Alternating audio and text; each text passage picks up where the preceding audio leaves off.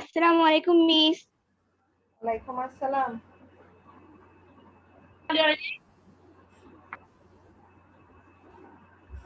ভালো আছো সবাই? জি মিস, আলহামদুলিল্লাহ ভালো আছি। মিস আপনি ভালো আছেন? বাবা, আমি আলহামদুলিল্লাহ ভালো আছি। তোমাদের অ্যাসাইনমেন্টের কাজ শেষ? জি মিস। আচ্ছা, আজকে এত কম কেন? আরো ওয়েট করি।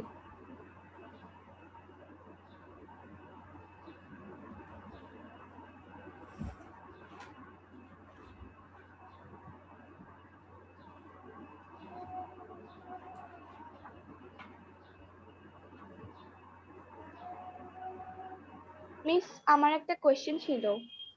বলো। মিস আপনি পেজ 31 এর সি নাম্বারটা আমাদেরকে এইচডব্লিউ দিয়েছিলেন, elderly peoples changing attitude in past times in a community. Miss আমি না বুঝতে পারিনি এটা কিভাবে লিখবো। মিস আসসালামু আলাইকুম। আসসালাম। আজকে আমি এই যে গ্রাফ নিয়েই কথা বলবো। এটা নিয়ে কথা বললে তোমরা দেখো যে বুঝতে পারো কিনা, কারণ এটা যদি আমি প্র্যাকটিক্যালি দেখাতে পারতাম তাহলে তোমাদের জন্য আর ইজি হতো। এটা আমি আজকে এটা নিয়ে আমি একটু পড়াবো। আজকে অন্য ইউনিটের দিকে যাব না, আমি ইউনিট 2 এর এই গ্রাফ এন্ড চার্টের যে টপিকটুকু আছে এটার মধ্যে আজকে আমি এটাই পড়াবো, তাহলে একটু বুঝতে পারবা। আর 2-3 মিনিট ওয়েট করবো না? আর এক মিনিট ওয়েট করি।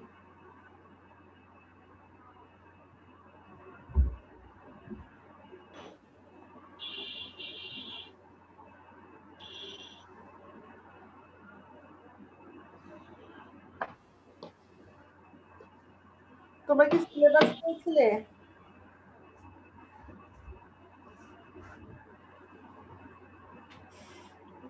মিস স্কুলের ওয়েবসাইট থেকে সিলেবাস কালেক্ট করে নিয়েছি।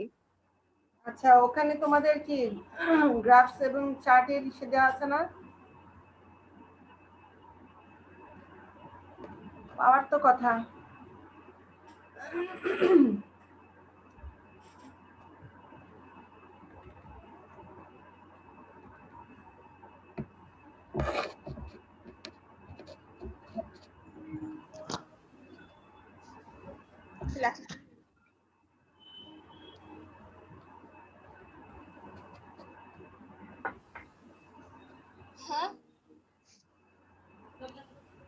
তোমাদের ওখানে গ্রাফ চার্ট আছে দেখবা। আর আজকে আমি তোমাদের গ্রাফ এন্ড চার্ট যেটা করাবো সেটা আমি দেখাচ্ছি, দেখো।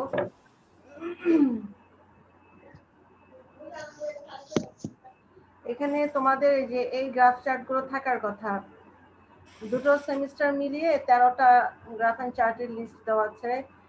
Yearly import and export, number of mobile phone users, number of internet users, interest of a school in different subjects, benefit of birth certification. Mister আসসালামু আলাইকুম। ওয়ালাইকুম আসসালাম। তারপর হচ্ছে number of people living below the poverty line. আপনি কেমন আছেন? এই তো আলহামদুলিল্লাহ ভালো। ঠিক আছে।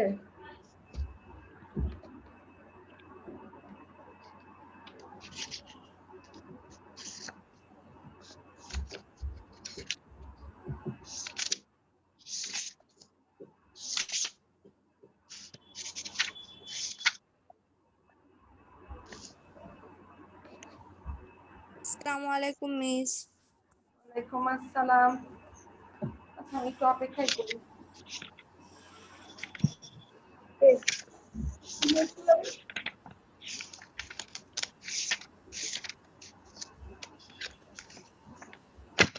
আসসালামু আলাইকুম মিস।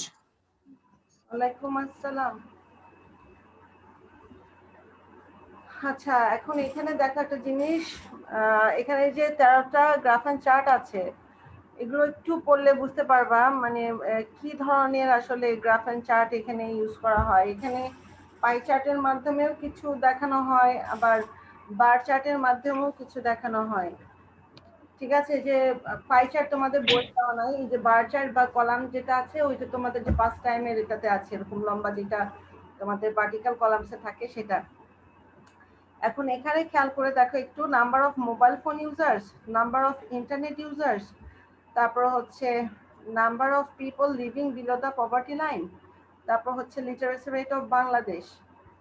এই যে population growth rate in Bangladesh, এটা ঠিক যাবে না, কিন্তু এই যে আমি 2 নাম্বার 3 নাম্বার তারপর হচ্ছে 6 নাম্বার এবং 7 নাম্বার, এদের একটা জিনিস কি, এরা বাড়বে, এরা হচ্ছে পজিটিভ সাইন, এদের বৃদ্ধিটা হচ্ছে positive sign. Mobile phone users মানে হচ্ছে আগের তুলনায় মানুষ বেশি মোবাইল ফোন ইউজ করছে, তার মানে তারা ডিজিটালাইজড হচ্ছে, তাই তো, তারা আর কি টেকনোলজি সম্পর্কে ভালো জানতে পারছে। তো সেক্ষেত্রে মোবাইল ফোন ইউজার্সটা হচ্ছে পজিটিভ দিক, এটা বাড়বে, এটা ঊর্ধ্বগতি দেখাবে, ঠিক আছে, ঊর্ধ্বগতি দেখাবে যে সেটা কম থেকে বাড়ছে। ইন্টারনেট ইউজারও কম থেকে বাড়ছে, এটা একেবারে কমানো থাকবে না, আবার বাড়াও থাকবে না, কিন্তু এটা জেনারেলি কি হচ্ছে, গ্র্যাজুয়ালি বাড়ছে, গ্র্যাজুয়ালি মানে হুট করে বেড়ে যাবে না, আস্তে আস্তে আস্তে আস্তে এটা ঊর্ধ্বগতিতে যাবে। আবার এখানে হচ্ছে people living below the poverty line, এটা যদি বলি তাহলে এটাতে পজিটিভ সাইন না দেবে, এটা বিলো দ্য পভার্টি লাইন মানে হচ্ছে যে দারিদ্র সীমা তার নিচে বাস করছে। সো এটার নাম্বার যদি দেখায় যে বেশি লোক আসলে পভার্টি লাইনের নিচে বাস করছে, তাহলে সেটা হয়ে যাবে কি নেগেটিভ সাইন। আর যদি আমাদের কম মানুষ দেখায় যে পভার্টি লাইনের নিচে বাস করছে, সেটা হবে পজিটিভ সাইন, ঠিক আছে।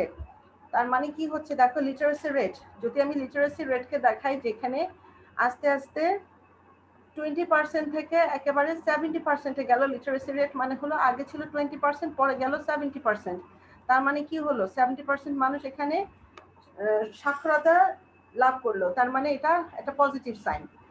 তো তার মানে কিছু কিছু দিক আছে যেগুলো হচ্ছে তোমার পজিটিভ সাইন হিসেবে এটা খুব ভালো, আর কিছু আছে যেটা নেগেটিভ সাইড হিসেবে কাজ করবে।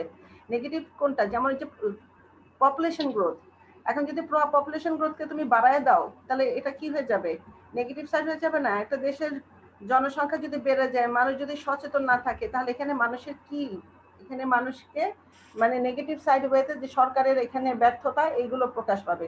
সো এগুলো আবার নেগেটিভ সাইডে চলে যাবে। তো মোটামুটি আমি একটু বেসিক, তোমরা যেহেতু প্রথম এটা করতেছো, আগে তো কখনো করো নাই, সেজন্য আমি যেটা করতেছি সেটা হচ্ছে আজকে আমি তোমাদের এই নাম্বার অফ ইন্টারনেট ইউজার্স দিয়ে আমি জিনিসটা বুঝাবো। তোমরা কি করবা, পরবর্তীতে এই ফার্স্ট টাইমে যেটা আছে সেটা চেষ্টা করবা করার জন্য। যেমন এই যে এখানে আছে 9 number, someone's time spending on various activities, এই যে এই জিনিসটা এটার সাথে কিছুটা যায়। আচ্ছা দেখো, এখন আমরা গ্রাফ, আমরা কি জানি, গ্রাফ হচ্ছে একটা চিত্র যেটার মাধ্যমে নির্দিষ্ট জরিপকৃত কোনো তথ্য উপস্থাপন করা হয়। জরিপকৃত কোনো তথ্য মানে এটা জরিপের মাধ্যমে সেটা কত পার্সেন্ট সেটা পার্সেন্ট আকারে সেটা প্রকাশ পায়। সেটা কখনো পার্সেন্টে আসে, কখনো লাখে আসে, কখনো কোটিতে আসে, সেই হিসেব করলে আর কি আমরা গ্রাফের ভিতরে সেই লেখচিত্রটা খুঁজে পাই। গ্রাফ মানে তো লেখচিত্র, তাই না? এখন সে চিত্রের মাধ্যমে আমরা যেই ছবিটা পাই সেটা হচ্ছে সংক্ষিপ্ত আকারে, আর তোমার ডেসক্রাইব যখন করতে হবে সেই ছবিটাকে তোমাকে একটু 150 ওয়ার্ডের ভিতরে বর্ণনা করতে হবে। ওই ছবিটাতে তুমি যা দেখেছো সেই জিনিসটাকে, সেই লেখচিত্রটাকে তুমি তোমার বর্ণনার মাধ্যমে উপস্থাপন করবা। এখন এই বর্ণনার মাধ্যমে যে তুমি উপস্থাপন করবা, তখন তোমার কি লাগবে দেখো, এই গ্রাফ জেনারেলি কন্টেইনস 3 পার্টস। একটা গ্রাফের মধ্যে সাধারণত 3টা অংশ থাকে, যেটার বেস করে সাধারণত লেখা হয়। টপিক সেন্টেন্স থাকে, সাপোর্টিং সেন্টেন্স থাকে, কনক্লুডিং সেন্টেন্স থাকে, ঠিক আছে। এগুলো তোমার রচনার মতো লিখতে হবে না, যেটা টপিক সেন্টেন্স এখান থেকে তুমি বর্ণনা দিলা, এটা সাপোর্টিং সেন্টেন্স এখানে বর্ণনা দিলা, এটা কনক্লুডিং সেন্টেন্স এখান থেকে তুমি বর্ণনা দিলা, এইভাবে তোমার এগুলো লিখতে হবে না। এগুলো হচ্ছে ধরন, যেটা তোমার ওই কি বলে, গ্রাফটা দেখলেই বুঝবে যে এখানে টপিক সেন্টেন্স কোনটা, সাপোর্টিং সেন্টেন্স কোনটা, আর কনক্লুডিং সেন্টেন্স কোনটা, ঠিক আছে। এগুলো লিখে দেওয়ার কিছু নাই, এগুলো অনুসরণ করেই তোমাকে গ্রাফটা লিখতে হবে। গ্রাফটা 1 প্যারাতেও লেখা যায়, 2 প্যারাতেও লেখা যায়, সমস্যা নাই। এখন একটা গ্রাফের মধ্যে দেখতে গেলে দেখা যায় যে কিছু ট্রেন্ড আছে। ট্রেন্ড, এখানে ট্রেন্ড মানে ধারা। এখানে দেখবা যে এই যে তোমাদের একটু 30 পেজ 30 একটু ওপেন করো, বইয়ের পেজটা এখানে একটু ওপেন করো, একটু দেখো। এখানে দেখো যে 4 ধরনের যে ট্রেন্ডের কথা বলা হচ্ছে। আপওয়ার্ড ট্রেন্ড মানে হচ্ছে যেটা ঊর্ধ্বগতি, মানে বেড়ে যায়। এখানে আমরা যে তিনটা জিনিস দেখছি না 1990 সালে 41%, 50%, আবার 9%। দেখো 1990 পরে যখন 2000 সালে আসছে তখন দেখো ওই যে আপওয়ার্ড ট্রেন্ডে কিন্তু আমি দেখতে পাচ্ছি কি এখানে আমাদের যে ওয়াচিং টিভি সেটা কিন্তু 48% উঠে গেছে, ঠিক আছে।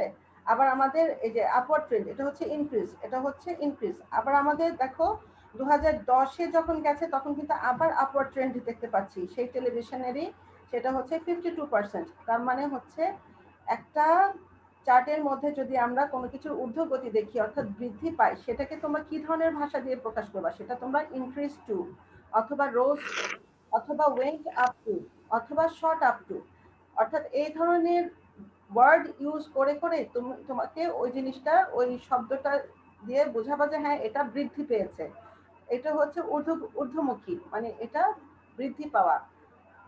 আবার যখন দেখো ডাউনওয়ার্ড ট্রেন্ড, এখানে আবার খেয়াল করো এখানে যখন গেমস এন্ড স্পোর্টস আছে এটা কিন্তু ডাউনওয়ার্ড ট্রেন্ড আসছে। ফার্স্টে ছিল 50%, কমে গিয়ে 38% আসছে।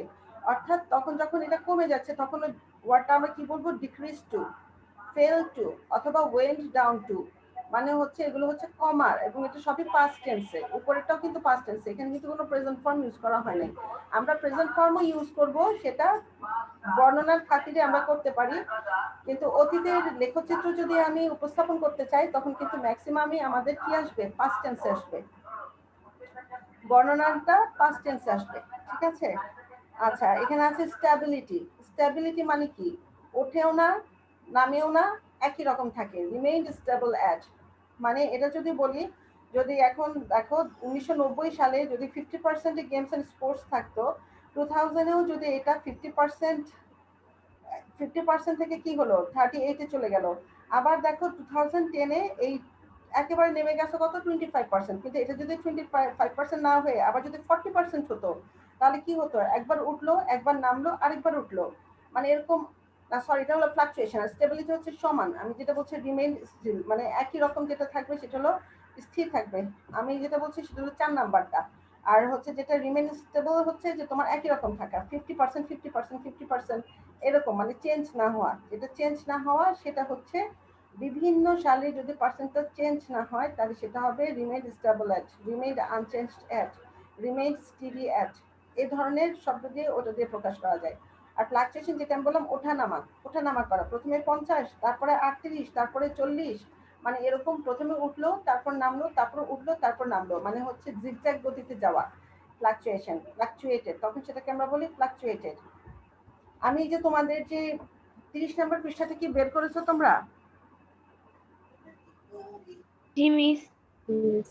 এখন 30 নাম্বার পিকচারে দেখো, 30 নাম্বার পিকচারে কিন্তু তিনটা জিনিসের কথা এখানে তুলনা করা হয়েছে। এখানে এখানে কিন্তু ওয়াচিং টিভি আছে, গেমস এন্ড স্পোর্টস আছে, আবার অনলাইন কম্পিউটার অ্যাসিস্টেড প্রোগ্রাম আছে।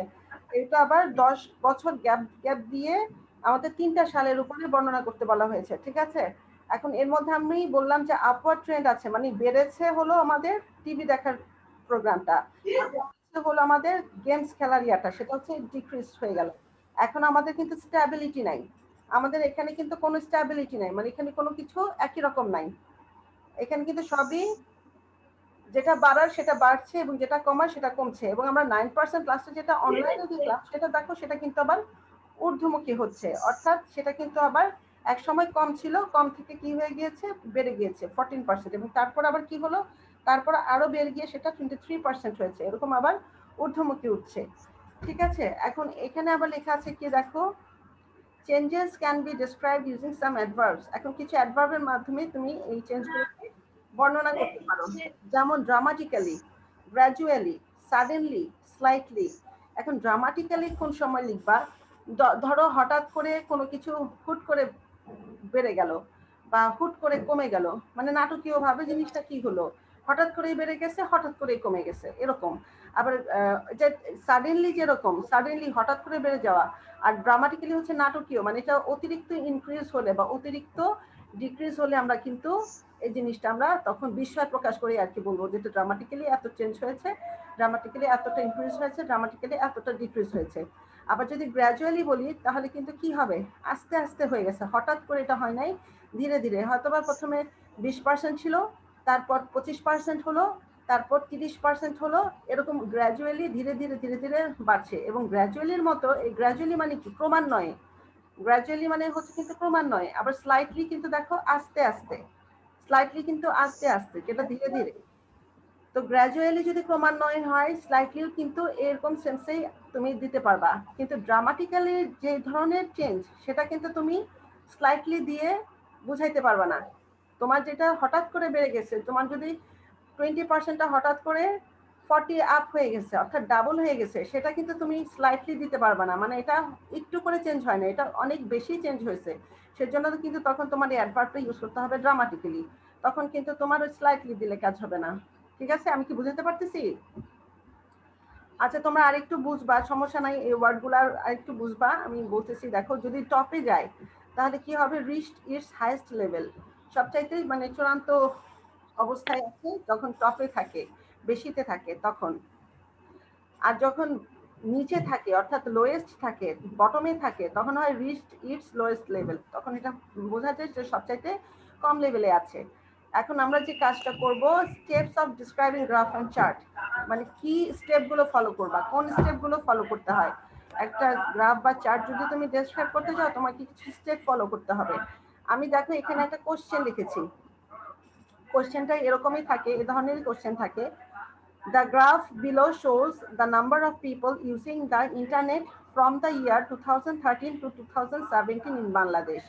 অথবা দিয়েছি অবলিক দিয়ে, আমি কি দিয়েছি, the graph below shows the internet users, এখানে এই যে এখানে the number of people using the internet from এত, এটুকুর জায়গায় এটাও হতে পারে the internet users in lakh from 2013 to 2017, 2013 থেকে 2017 পর্যন্ত লক্ষতে, অর্থাৎ লাখে কত মানুষ ইন্টারনেট ইউজ করতেছে সেটার একটা গ্রাফ দেখিয়েছে। গ্রাফটার মাধ্যমে আমরা দেখতে পেয়েছি। ডিসক্রাইব দ্য গ্রাফ ইন 150 ওয়ার্ডস, এই গ্রাফটা তোমাকে কি করতে হবে? 150 ওয়ার্ডের ভেতর তোমাকে বর্ণনা করতে হবে। You should highlight and summarise the information given in the graph. এখানে বলছি ইউ শুড হাইলাইট, এখানে তোমাকে হাইলাইট করতে হবে, মানে জিনিসটাকে উপস্থাপন করতে হবে কিভাবে, এবং উপস্থাপন করতে হবে তোমার যতগুলো সাল দেওয়া, মানে যে 2013 থেকে নিয়ে 2017 পর্যন্ত, 2013, 14, 15, 16, 17, এভাবে যদি তোমার প্রত্যেকটা সালের এই যে রাইজ হচ্ছে বা ডিক্রিজ হচ্ছে, সেগুলো কি করতে হবে? হাইলাইট করতে হবে, এবং এটাকে সামারাইজ করতে হবে, এবং এটাকে কি করতে হবে? সামারি করতে হবে। সারসংক্ষেপটা শেষে কি আছে সেটা তোমাকে আবার দিতে হবে। কোনটার সামারাইজ করবা? ইনফরমেশনের। এটা তোমরা এখন দেখলে বুঝতে পারবা। এখানে দেখো নাম্বার অফ ইন্টারনেট ইউজার্স, এখানে পার্সেন্টে দেওয়া। এখানে প্রথম যেটা আমরা দিয়েছি, এই যে the number of people using the internet from the year 2013 to 2017 in Bangladesh, এটা পার্সেন্টেজে আমরা হিসাব করব। ঠিক আছে, এটা আমরা পার্সেন্টেজে হিসাব করব। এটা এখান থেকে আমি দেখাই। দেখো, নাম্বার অফ ইন্টারনেট ইউজার্স পার্সেন্টেজে যদি আসে, 2013 তে হচ্ছে 8%। আমি এটা তোমাদের পারিনি, যদি লকডাউন হয়ে যায় তাহলে আমরা এক মাসের একটা ইয়া দেব। তোমরা কি দেখতে পাচ্ছ? মেয়েরা দেখতে পাচ্ছ তোমরা? আচ্ছা, একটু বোঝার চেষ্টা করো। এখানে এটা কিন্তু গ্রাফ আকারে হতো, অর্থাৎ এখানে তোমাদের যদি তোমরা সবাই একটু খাতাটা একটু ওপেন করো, তোমাদের খাতাটা একটু নাও, নিয়ে এখানে তোমরা একটা নিচে আন্ডারলাইন দাও, নিচে একটা মানে ভূমি, যেটা তোমরা ভূমি লিখো না, ওইরকম ভূমির মতো একটা সরল রেখা টান দাও। সরল রেখা টান দিয়ে প্রথমে চুপ করো, তোমরা 8%-এর জন্য একটা লম্ব তৈরি করো। তারপরে 2013 পরে 2014 দিয়ে 15%-এর জন্য সেটা তোমরা তোমাদের নিজেদের খাতায় করো 2014-তে। এই যে কিভাবে লম্ব টান দিবা, এই যে এখানে 30 পৃষ্ঠাতে যেরকম দেওয়া আছে না, কলামসটা বার কলামস, এরকম বার দিয়ে তুমি চিত্রটা আঁকো। তারপর আবার দেখো 2015-তে 20%, তার মানে হচ্ছে 5% বেড়েছে, তাহলে তার থেকে আরেকটু বাড়বে, এরকম করে আরেকটা কলাম দাও। তারপর 2016-তে 28% বেড়েছে, মানে 20 থেকে 8% বেড়েছে, তখন তুমি আরেকটু বেশি কলাম দাও। এরকম করে লাস্টে 2017-তে যখন 45% হয়ে গেছে, সেটাতে একটু বেশি বড় করে একটা কলাম দাও, বার যেটা বার সেটা। হ্যাঁ, এইভাবে যদি দাও তাহলে তোমার গ্রাফটা তোমাদের বুঝতে সুবিধা হবে। দেখো আমাদের যখন স্টেপগুলো ফলো করতে হয়, প্রথমে আমরা যে স্টেপটা ফলো করব সেটা হচ্ছে টাইটেল লিখবো। আমাদের টাইটেল দিতেই হবে, গ্রাফে একটা টাইটেল দিতেই হবে। তারপর হচ্ছে তারপর লিখতে হবে কি, the graph has given in the question paper shows. এই লাইনটা লিখতে হবে, the graph has given in the question paper shows. তার মানে হচ্ছে তোমার এই যে কোশ্চেনটা, এই কোশ্চেন পেপারে তুমি যে গ্রাফটা দেখতে পাচ্ছ সেটা কি দেখাচ্ছে, এই কথাটা এখানে লিখতে হবে 2 নম্বরে। তারপর হচ্ছে the survey period ranges from, the survey period অর্থাৎ এই যে একটা সার্ভে পিরিয়ড, এই যে এখানে তো দেওয়া আছে 2013 থেকে 2017, এই যে জরিপ করা যে এই তথ্যগুলো 8%, 15%, 20%, 28%, তারপর 45%, তাহলে the survey period ranges from কত, 2013 থেকে 2017। এই জরিপ করা যে সালটা বা কালটা সেটা কতটুকু বিস্তার করেছে, 2013 থেকে 2017 পর্যন্ত। তারপর আছে কি, the survey covering this year shows that, মানে কি এখানে এখানে যে এত সাল পর্যন্ত যে জরিপ করা হয়েছে এগুলো কি দেখাচ্ছে, এগুলো কি দেখাচ্ছে। তারপর হচ্ছে here informations are presented through vertical columns, এখানে ইনফরমেশন গুলো কিভাবে প্রেজেন্ট করা হয়েছে, উপস্থাপন করা হয়েছে কিভাবে, ভার্টিক্যাল কলামস। তোমরা যখন যে পৃষ্ঠা 30-তে দেখবে এখানে কিন্তু ভার্টিক্যাল কলামসেই তোমাদের পাস্ট টাইমসের যেই চেঞ্জগুলো, মানে changing attitude two past Times, সেটা কিন্তু ভার্টিক্যাল কলামস দিয়ে কিন্তু দেখানো হয়েছে। এই ভার্টিক্যাল কলামস গুলো আমি তোমাদের আঁকতে বলেছি তোমাদের নিজেদের খাতায়। তারপর হচ্ছে এখানে 6 number, as we can see in the graph in year, যে ইয়ার মানে প্রথম ইয়ার 2013, the first year or the beginning year of the survey period। এখন কি করতে হবে, পুরো ডেসক্রিপশন দিতে হবে।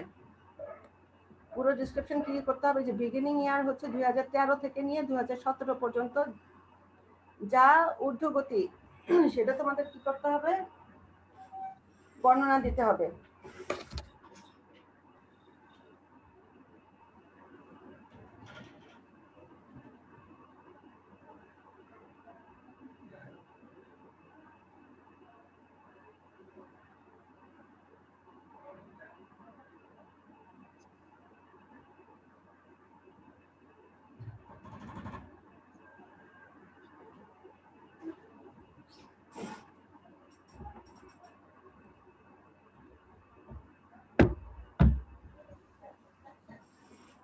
আচ্ছা 7 নাম্বার আছে, according to the information of the graph the lowest or highest rate was, মানে সবচাইতে লোয়েস্ট রেট কোনটাতে ছিল এবং সবচাইতে হাইস্ট রেট কোনটা আছে। এগুলো হচ্ছে বেসিক জিনিস যেগুলো তোমাদের একটা গ্রাফ লেখার সময় ফলো করতে হবে।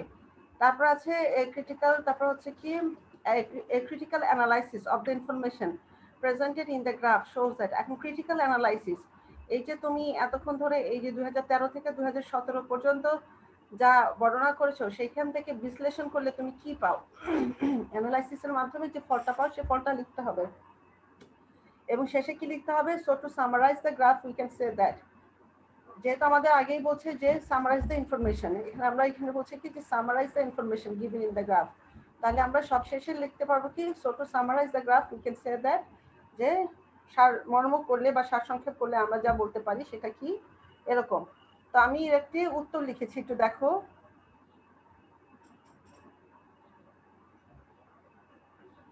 The graph as given in the question paper shows, আমি কিন্তু এটা নিয়েছি, এই যে আমরা দেখো টাইটেল, এই যে টাইটেল, হোয়াট নাম্বার টাইটেল, এই যে আমি কিন্তু টাইটেল দিয়েছি নাম্বার অফ ইন্টারনেট ইউজার্স, এখানে পার্সেন্ট। এই টাইটেলটা আমি কোত্থেকে পেয়েছি, এই টাইটেলটা কিন্তু যে কোশ্চেনে দেওয়া থাকে, এই যে number of internet users percent, এই জিনিসটা তোমরা কোশ্চেনে পাবে এবং কোশ্চেন থেকে দেখে এই টাইটেলটা লিখবা। ঠিক আছে, যেখানে টাইটেলটা লিখবা নাম্বার অফ ইন্টারনেট ইউজার্স, এখানে পার্সেন্টেজে দেওয়া আছে যেরকম। তারপর আমরা ফার্স্ট লাইনটা কি নিলাম, the graph as given in the question paper shows. এটা হচ্ছে নর্মাল, তুমি যে কোনো গ্রাফ ইউজ করো, যে কোনো গ্রাফ বর্ণনা করো, এই ধরনের বাক্য দিয়ে শুরু করলে, মানে ইন্ট্রোডাক্টরি লাইন, যেটা টপিক সেন্টেন্স টপিক লাইনের মধ্যে পড়ে সেগুলো এটার ভিতর পড়ে। The gradual rate of internet users in Bangladesh, এখানে দেখো দ্য গ্র্যাজুয়াল রেট, গ্র্যাজুয়াল কেন বলা হয়েছে এখানে, কারণ এটা কিন্তু ধীরে ধীরে ধীরে ধীরে কিন্তু এটা বাড়ছে, হারটা কিন্তু ধীরে ধীরে বাড়ছে, এটা কিন্তু হঠাৎ করে কিন্তু খুব বেশি বাড়ে নাই। মানে কি, এটা 8% থেকে যদি এটা হঠাৎ করে 30% হয়ে যেত তাহলে কিন্তু আর গ্র্যাজুয়াল হতো না, ক্রমান্বয়ে হতো না। ঠিক আছে, এটা আবার স্লাইটলিও হয় নাই যে খুব আস্তে আস্তে বাড়ছে তা না, এটা ক্রমান্বয়ে কিন্তু এটা বেড়ে গেছে। এর জন্য কিন্তু এই ধরনের চেঞ্জের ক্ষেত্রে কিন্তু গ্র্যাজুয়াল রেট ইউজ করতে পারো। আর এটাই হচ্ছে তোমাদের একটা বুদ্ধি খাটাতে হবে, সেটা হচ্ছে তোমরা পার্সেন্টেজ দেখে এই পার্সেন্টেজটা। জি ম্যাম, শুনতে পাচ্ছি না। শুনতে পাচ্ছ না? Ma'am maybe internet problem. আমার এখানে ইন্টারনেটের প্রবলেম হচ্ছে দেখাচ্ছে। আচ্ছা আমি আবার যাই দেখি। আচ্ছা এখানে দেখো, এখন দেখতে পাচ্ছো? জি ম্যাম। আচ্ছা বাবা, একটু কষ্ট করে একটু দেখো।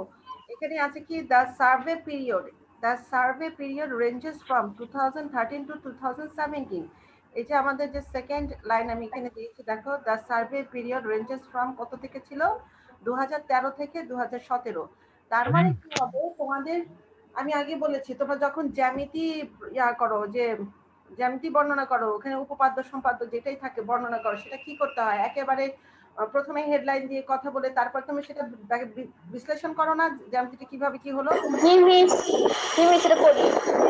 হবে। তারপরে হচ্ছে তুমি কি দেখতে পাচ্ছ, তোমার কোশ্চেন পেপারে কি চেয়েছে, the number of people using the internet users, এটা চেয়েছে। এখান থেকে তুমি টপিক লাইনে যেটা আছে এটা তুমি নিবা। The graph as given in the question paper shows, কি শোজ করলো, that the gradual rate of internet users in Bangladesh. এই যে the gradual rate of internet users in Bangladesh, এখানে আমরা রেট, এই যে the number of people using the internet in Bangladesh, এরকম। ঠিক আছে, এখানে শুধু আমাদের গ্র্যাজুয়াল রেটটা বলা হয়েছে, আর কিছুই না। তারপর হলো কি, the survey period ranges from 2013 to 2017। তারপর হচ্ছে কি, the graph covering this year shows that, কি এই যে 2013 থেকে 2017 পর্যন্ত যে বছরগুলো এটা কভার করলো, এটা কি দেখালো, the percentage of the number of internet users is increasing. দেখো এখানে এই যে পার্সেন্ট দেওয়া আছে, the percentage of the number of internet users is increasing। এখানে যদি এখানে যদি ওঠানামা করতো তাহলে ফ্লাকচুয়েটিং লিখতা। আমি কিন্তু এখানে ইনক্রিজিং দিয়েছি কেন, কারণ আমাদের এই গ্রাফটাতে এটা ইনক্রিজ করেছে, অর্থাৎ এটা বেড়েছে। এখানে 2013 থেকে 2017 পর্যন্ত কি হয়েছে, সব বেড়েছে, কোনো জায়গায় কিন্তু কমে নাই। সেজন্য আমি এখানে ডিক্রিজ লিখি নাই, এখানে সব আমি ইনক্রিজিং দিয়েছি। তাহলে এখানে ইজ ইনক্রিজিং, বেড়েছে, মানে তুমি এটা যেই বর্ণনাটা তুমি এখন দিচ্ছ সেটা কিন্তু প্রেজেন্ট ফর্মে আসছে। খেয়াল করো, এটা কিন্তু প্রেজেন্ট ফর্মে দিচ্ছি। ঠিক আছে, এখন গ্র্যাজুয়ালি, ধীরে ধীরে এটা বাড়ছে, ডে বাই ডেও না, র্যাপিডলিও না, ফ্রিকোয়েন্টলিও না। হ্যাঁ, এই ধরনের অ্যাডভার্বগুলো কিন্তু ইউজ করা যায়। তারপর হচ্ছে কি, here the information are presented through vertical columns. আমি যেটা বলেছি যে ভার্টিক্যাল কলামসের মাধ্যমে এই ইনফরমেশন গুলোকে উপস্থাপন করা হয়েছে। As we can see in the graph, in 2013 হচ্ছে আমাদের প্রথম year, the first year of the beginning year. দেখো the first year or the beginning year, তুমি এখানে 2013 আমাদের হচ্ছে প্রথম বছর, যেটা আমাদের সার্ভে বা জরিপের কাজটা শুরু হয়।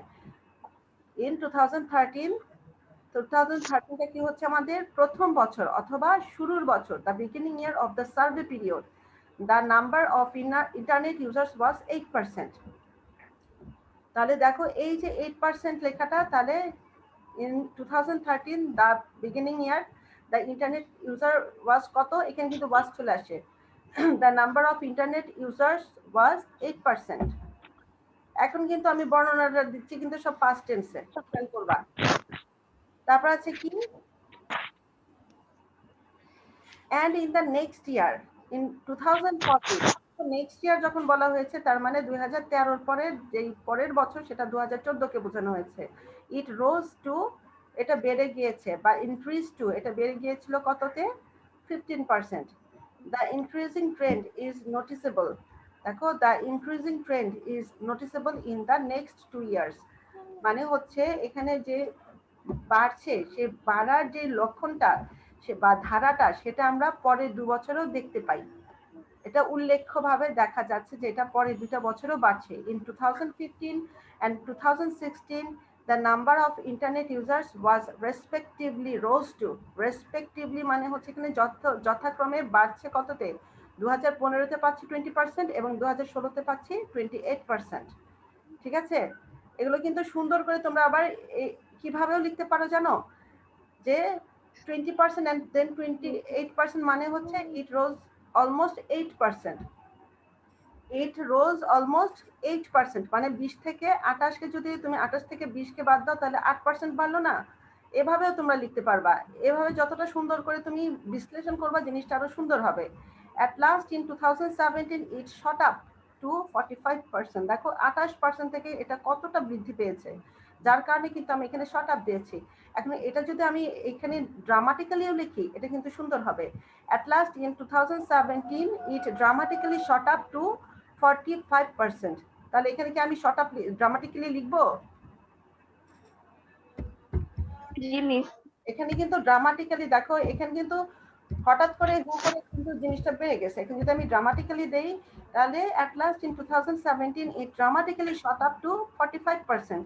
এই যে দেখো আমার যে সাপোর্টিং সেন্টেন্স, এই যে সাপোর্টিং সেন্টেন্সটা কিন্তু আমার এখানে আমি আমার 2013 থেকে নিয়ে 2017 পর্যন্ত কিভাবে বাড়লো, এই বাড়ার গতিটাকে কিন্তু আমি এখানে প্রকাশ করছি এই বিভিন্ন অ্যাডভার্ব ইউজ করে। কিছু শব্দ আছে, ভোকেব আছে, যেগুলো তোমাদের এই গ্রাফের ভাষা আর কি, এই গ্রাফের ভাষাগুলো তোমাদের এখানে ইউজ করতে হবে।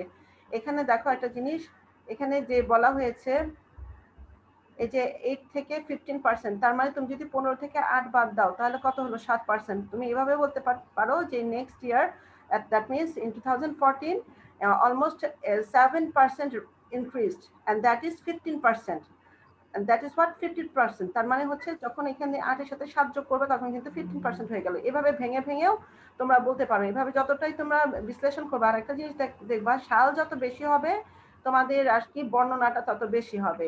তখন হয়তোবা সেটা 150 ওয়ার্ডস বেশি হতে পারে। আমার এখানে যেমন 150 ওয়ার্ডস পুরো হয় নাই, আমার এখানে হয়তোবা 145 কি 140 ওয়ার্ডস এর মতো হয়েছে। কিন্তু এটাকে বাড়ালে আরো, ওই যে আমি বললাম ডিডাকশন করে, মানে বিয়োগ দিয়ে দিয়ে কিন্তু এভাবে যদি করো তাহলে কিন্তু সেন্টেন্সটা সুন্দর হবে দেখতে, আবার তোমার এটা ওয়ার্ড গুলো অ্যাপ্রোপ্রিয়েট হবে। আমি কি বুঝাতে পারছি? জি মিস। তোমাদের বুঝতে খুব কষ্ট হবে, কারণ এটা নরমালি তোমাদের ক্লাসে যেই বুঝাইতে গেলেই বাচ্চারা বুঝতে পারে না। আর এখানে যে আমি এটা বুঝাইতেছি আমার নিজের কাছে খুব ইয়া লাগতেছে যে বোঝাটা খুব টাফ। এটা আমি একটু হাতে কলমে ধরে যদি বুঝাতে পারতাম তাহলে জিনিসটা ভালো হতো। কিন্তু তারপরেও যেই আমি স্টেপগুলো বললাম সেগুলো একটু খেয়াল করে তোমরা যে পাঁচ টাইমে যেটা আছে না এটা এবার একটু চেষ্টা করে দেখো। আমি এটাও বলে দেবো একটু সময় যদি পাই। According to the information of the graph, information of the graph, the lowest rate was, Mariam এদিকে আসো। এই যে এখানে আমরা কি বলেছি, ওটা কি বন্ধ জায়গা ছাইরা দিতে আবার? এই যে 7 নাম্বার স্টেপে কি আছে, according to the information of the graph, আমি বলেছি যে গ্রাফের দেখো মারিয়াম, সবচাইতে ছোট অংশটা আগে বলবো তারপর বড় অংশটা বলবো। According to the information of the graph, the lowest rate was in 2013 and it was only 8%, ঠিক আছে, and the highest rate was in 2017 which was 8%। 2013 একদম তো আসো। কে কথা বলছে?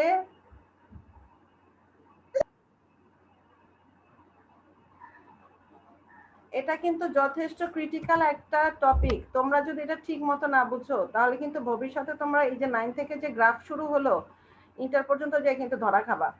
এখন এই করোনা পরিস্থিতিতে সবসময় তো অটো পাস নাও হতে পারে, তখন তোমরা কি করবা? শেখা লাগবে না? নিজেদের জন্য হলেও তো শিখতে হবে। এই জিনিসটা এত হেলাফেলা না করে একটু মনোযোগ দিয়ে শোনার চেষ্টা করো, ঠিক আছে? এটা কিন্তু এমনিতেই, এই যে আমি পড়াচ্ছি কান দিয়ে শুনছো নাকি শুনছো না আমি তোমাদের মনোযোগ আমি দেখতে পাচ্ছি না। আমি আমার বলার মতো কিন্তু আমি বলছি, আমি চেষ্টা করছি তোমরা যাতে বোঝার চেষ্টা করো। নিজেরা যদি এখন না বুঝো আরেকদিকে কান দিয়ে রাখো তাহলে কিন্তু আমার কিছু করার নাই। এগুলো ক্লাসের থেকে কিন্তু সবাই বুঝে না।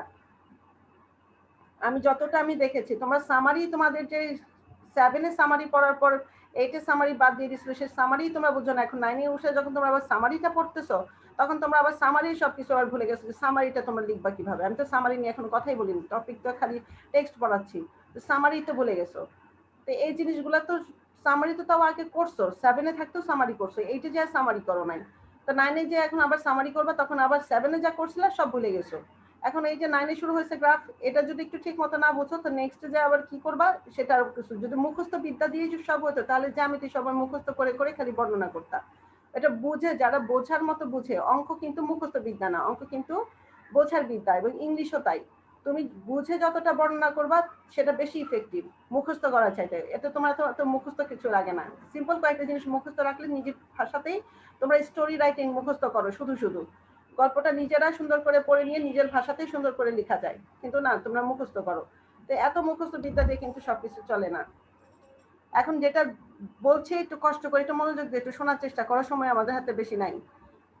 এখানে আছে কি আমরা হাইয়েস্ট রেট দেখালাম, দেখো ফার্স্টে দেখাচ্ছি লোয়েস্ট রেট, তারপর দেখাচ্ছি হাইয়েস্ট রেট, তারপর এখানে কি বলছে a critical analysis of the information presented in the graph shows that, এই যে এতক্ষণ যে ক্রিটিক্যাল অ্যানালাইসিস করা হলো, এই যে একটা জটিল একটা বিশ্লেষণ করা হলো, এটা আমাদের কি প্রেজেন্ট করলো আমাদের গ্রাফে, the number of internet users is increasing, এই যে আমাদের নাম্বার এখানে 8% থেকে 45% যে হলো, এটা কি হলো বেড়ে যাচ্ছে, ইজ ইনক্রিজিং, কিন্তু আমাদের কিন্তু এটা গতিশীলতা বোঝাচ্ছে, ওয়াজ ইনক্রিজিং কিন্তু বলে নাই, ইজ ইনক্রিজিং, মানে এটা এখনো বেড়ে চলছে এবং এটা বেড়েই চলবে, ভবিষ্যতের জন্য কিন্তু বেড়েই চলবে, এই জন্য এটাকে কিন্তু পাস্ট টেন্স দিতে পারছি না।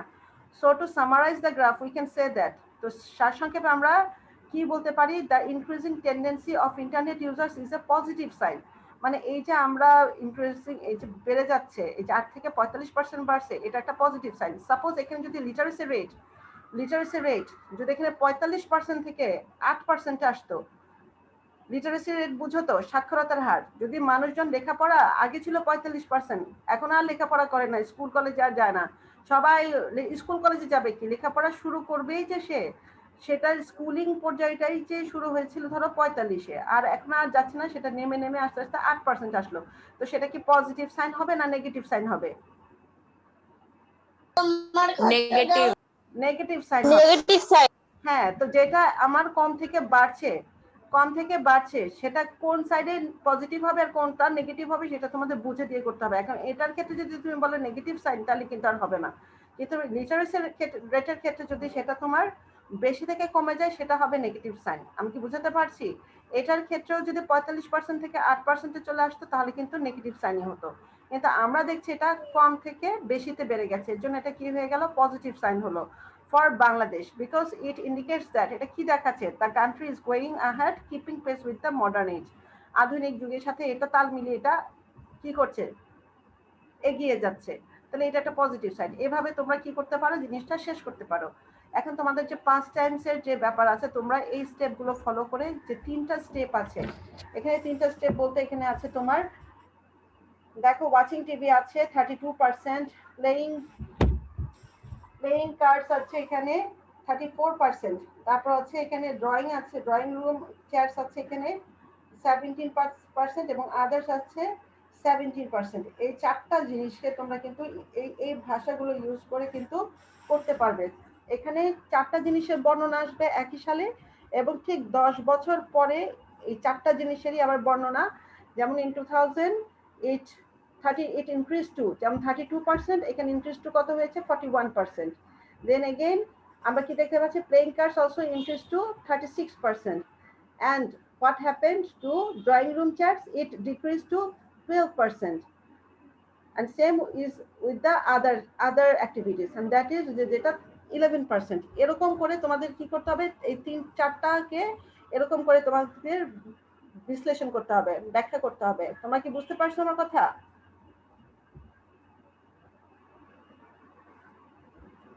মেয়েরা আছো নাকি চলে গেছো? জি মিস। ও আচ্ছা, আমি তো ভাবলাম যে তোমাদের নেট বোধহয় কানেক্ট হয়ে গিয়েছে। এখন আমি আচ্ছা মিস বলিয়ে, হ্যাঁ বলো, এইটা অন্তত বলো। মিস আপনি যে একটু আগে এই যে গ্রাফ মানে চার্টের যে বর্ণনাটা করলেন মিস, সামারিটা যে দেখালেন, ওইটা আরেকবার দেখাবেন? শুধু মিস দেখবো। হ্যাঁ, এই যে আমাদের সময় খুবই কম, যে কোনো সময় শেষ হয়ে যেতে পারে, তোমরা একটু